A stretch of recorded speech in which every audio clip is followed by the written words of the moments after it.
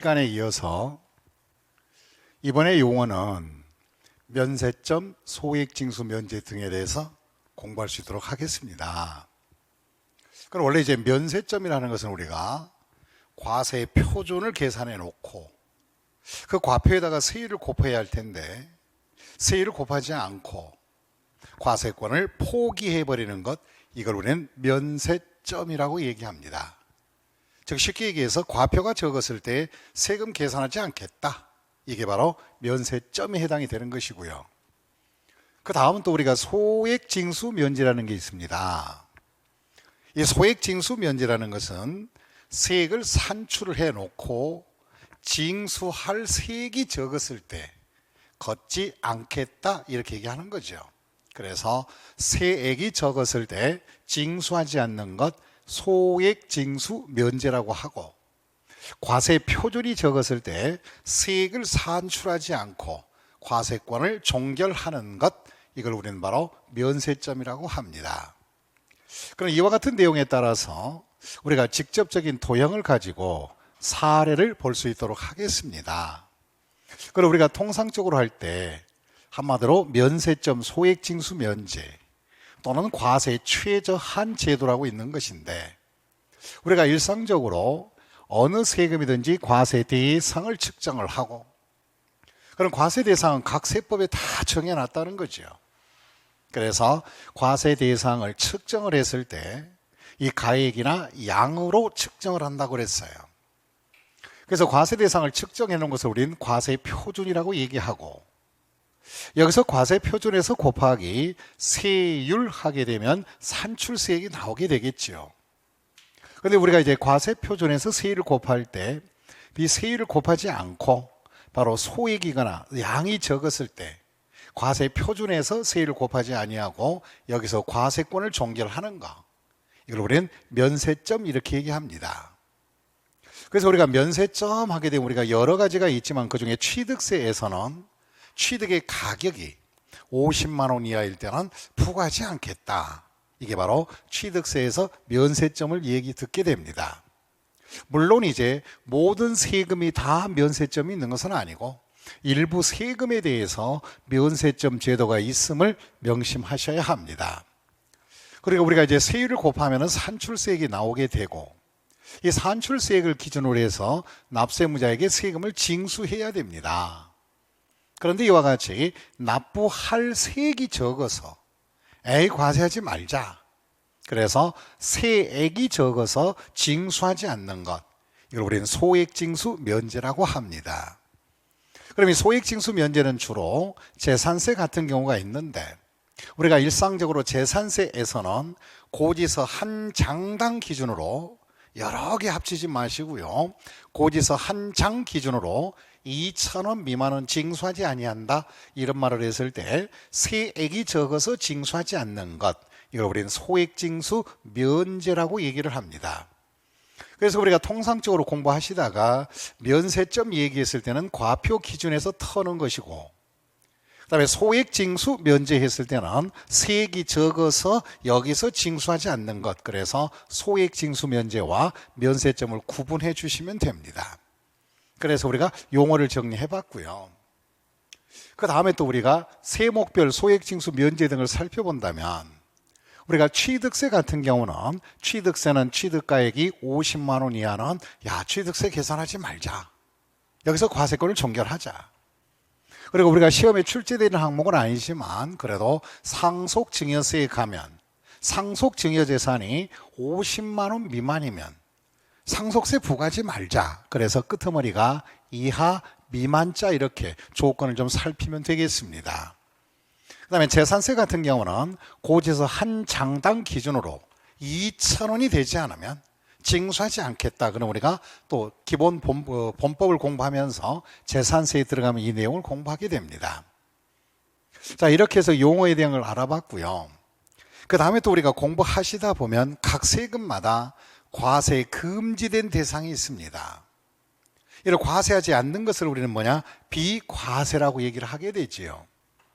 그래서 이 비과세 대상은 과세 금지 대상이니까 이러이러한 대상들은 세금 매기지 않겠다. 예를 들어 부동산을 취득을 했는데 취득세를 과세한다. 그러나 국가나 나라, 관공서가 취득한 부동산은 과세하지 않겠다. 이걸 우리는 뭐냐? 비과세, 즉 과세 금지 대상이라고 해요.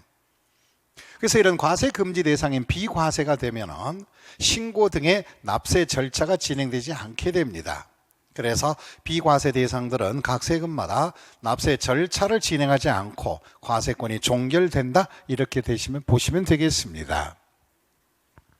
그 다음에 또 이제 비과세와 비슷한 말 중에 하나가 감면이란 말이 있습니다. 감면. 이 감면은 일단은 세금은 계산을 하고 나온 세금을 사회정책적으로 뭐 농어민을 지원한다든가 예를 들어서 자격 농민이 농지를 바로 운영하다가 농사 짓다가 바로 팔면 세금 1억을 빼주겠다. 이런 식으로 사회정책적으로 세액을 일부 또는 전부를 경감시키는 것. 이런 것들은 세액의 감면이라고 합니다. 그럼 이 감면의 규정은 특별법에 따라 감면이 되기 때문에 반드시 이것은 감면 대상이 될지라도 납세무자 당신이 신청을 해 주셔야 됩니다. 그럼 신청하지 않으면 과세권이 바로 발동이 돼서 과세할 수밖에 없어요. 그래서 이것은 자기가 알아서 찾는다. 자기가 알아서 찾아서 드시라 이 소리입니다.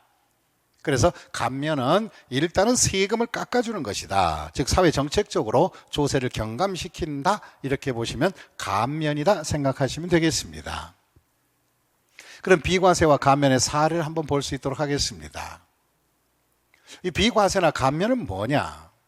우리가 일반적으로 과세 대상을 갖다가 측정해서 과표가 나오고 곱하기 세율 하게 되면 산출세액이 나오지요. 근데 우리가 이제 과세 대상에서 각 세법마다 과세 대상이 정해졌어요. 취득세는 부동산 등을 취득 행위가 과세 대상이다. 양도소득세 같은 각종 소득세는 소득이 대상이다. 이렇게 정해놓고 그다음에 재산세는 해당 재산을 가지고 세금을 부과하겠다. 이런 과세거리를 정해준다는 겁니다. 그럼 이렇게 각 세법에서 과세 대상을 정해놓고 세금을 아예 과세 제외시키는 것. 그러면 과세 대상에는 속하나 과세 금지돼 버리는 것. 이걸 우리가 뭐라고 하느냐? 비과세 대상이다. 이리 알아두시면 됩니다. 그래서 비과세 대상은 과세 대상에서 제거한다.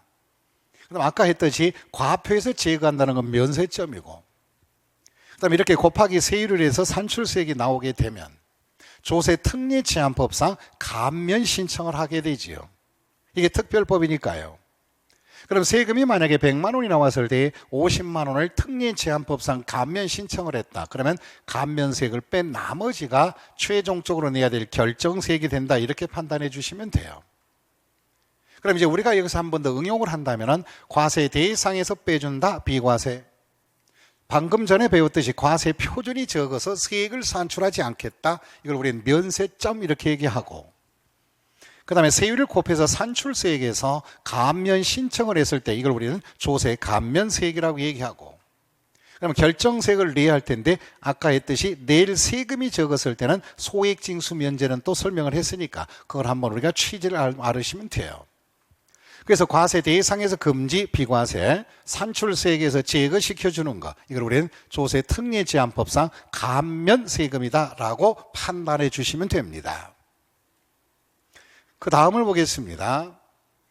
특히 우리가 이제 헷갈린 것 중에 하나가 혼동을 많이 하는 게 부과 제척기간이란 말이 있어요.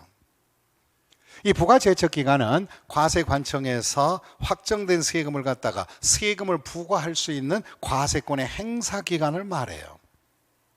이걸 다른 말로 다른 법률에서 민법에서는 형성권 주장기간이다 이렇게 보시면 돼요. 그래서 이제 부과 제척 기간은 과세권의 행사 기간이니까 이 과세권의 행사 기간이 끝나면은 납세물은 자동으로 소멸해버서 없어지는 겁니다. 그래서 제척 기간은 과세권의 행사 기간이다. 즉 그 권리에 대한 존속 기간이다. 이렇게 정해 주시면 돼요.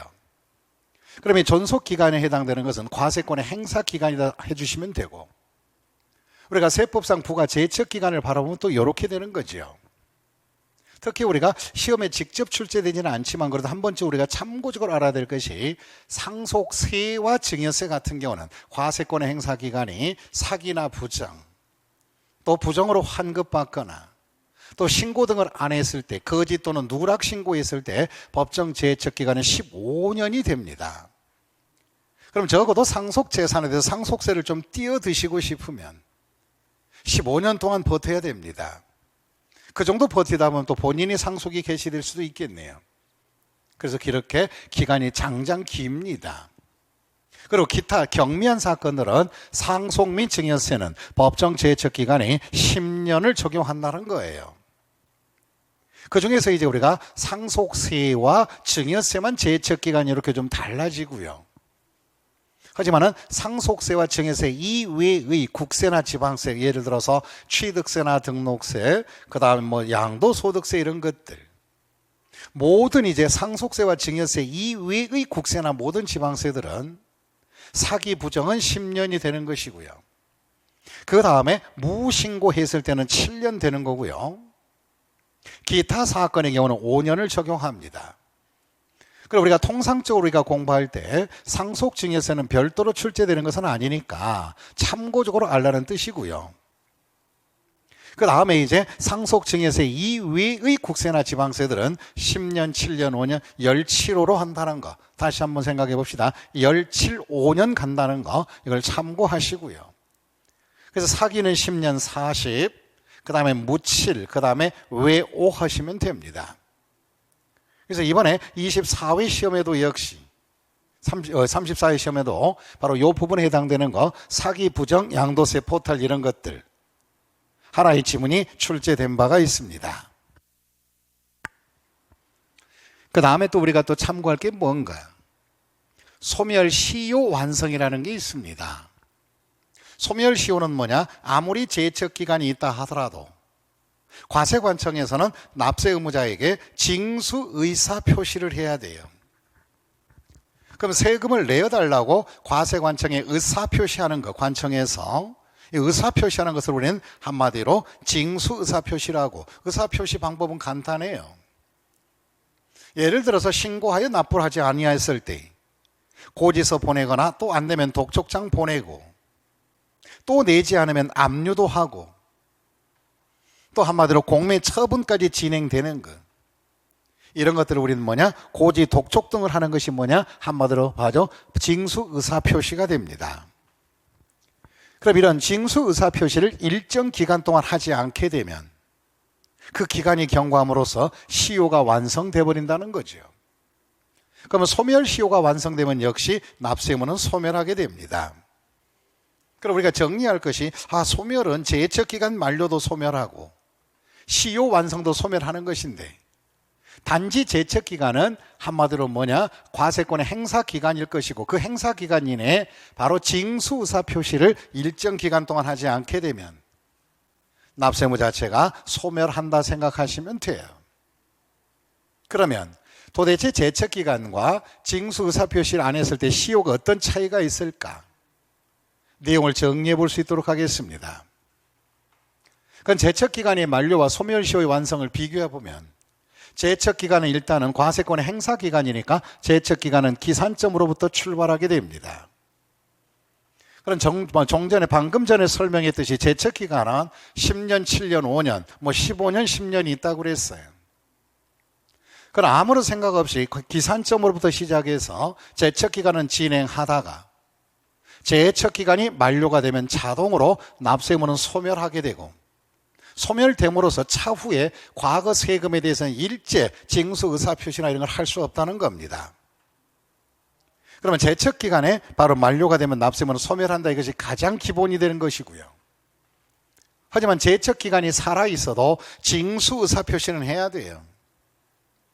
아무리 법정 기간이 있다 하더라도 징수 의사 표시, 세금을 내어달라고 의사 표시를 하라는 것이죠. 그러면 징수 의사 표시를 일정 기간 동안 안 해버리면 기본적으로 시효는 바로 5년을 잡아주니까, 시효가 5년 동안 징수 의사 표시를 안 하게 되면 일단은 납세 의무는 소멸해버리고, 그러면 제척 기간이 끝나지 않더라도 시효가 먼저 완성되면 남은 제척 기간은 유명무실하다 생각하시면 돼요. 그러면 결과적으로 시효의 완성은 제척 기간 진행, 제척 기간 만료 이전에 완성됨으로써 일반적으로 효력이 발생한다 보시면 돼요. 그래서 제척 기간과 소멸 시효에 대해서 정리를 해봤습니다. 그 다음에 또 우리가 정리해야 될 거 서류의 송달에 관한 것입니다. 그럼 세금에 대한 관계된 서류를 수신인에게 납세무자나 또는 그 서류를 받을 사람에게 바로 보내주는 것, 이것이 바로 서류의 송달이라고 보시면 돼요. 그 서류를 보내준다, 서류를 전달하는 것이다. 물론 이제 전달 방법에는 직접 가서 주는 교부도 있고 또 때에 따라서는 우편으로 송달하는 경우도 있고요. 또 때에 따라서는 전자 송달도 가능합니다. 그래서 결론은 바로 한마디로 서류를 보내준다, 이렇게 받을 사람에게 보내준다고 하시면 바로 서류 송달을 하는 것이에요.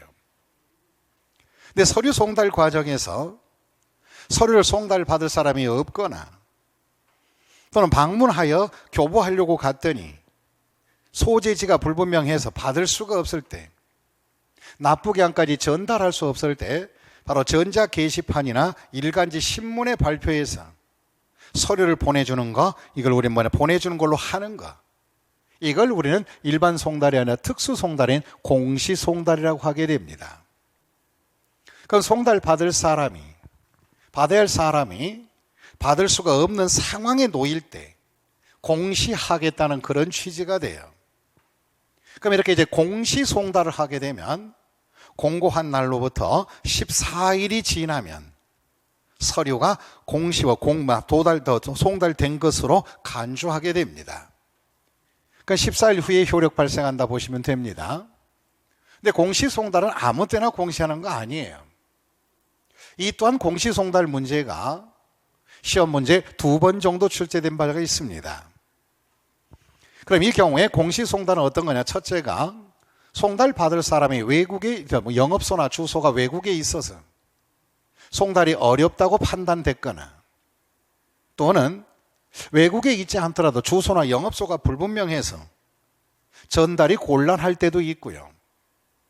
그 다음에 또 우리가 우편으로 송달을 했더니 받을 사람이 없어서 자큐 서류가 반송되는 거예요. 반송. 그러면 바로 수신인이 바로 부재한 것이므로 불가피하게 이것은 공시할 수밖에 없다는 내용이 됩니다. 그 다음에 또 우리가 직접 찾아가서 하는 게 교부인데, 그런 세무 공무원이 한 번 가서 사람이 없다 그러면 이것은 그냥 바로 이런 공시 송달은 아니고 최소한 2회 이상 방문을 해서 서류를 교부하여 했더니 받을 사람이 없다 이거예요. 그래서 납부기한 내에 송달이 곤란할 경우에는 신문지상이나 전자 게시판에 올려서 공시할 수 있다는 겁니다. 그래서 공시 송달 사건은 4가지이고, 근데 우리가 이제 과거 시험 볼 때 이런 것도 나와 있었지요. 공시 송달 사유가 아닌 것을 해놓고 나서 정답이 됐던 것이, 송달하려고 갔더니 수신이 안 받고 거절하는 거예요. 거절하면 그냥 놓고 오면 되지, 너 기다려라 공시하겠다, 그거는 아닙니다.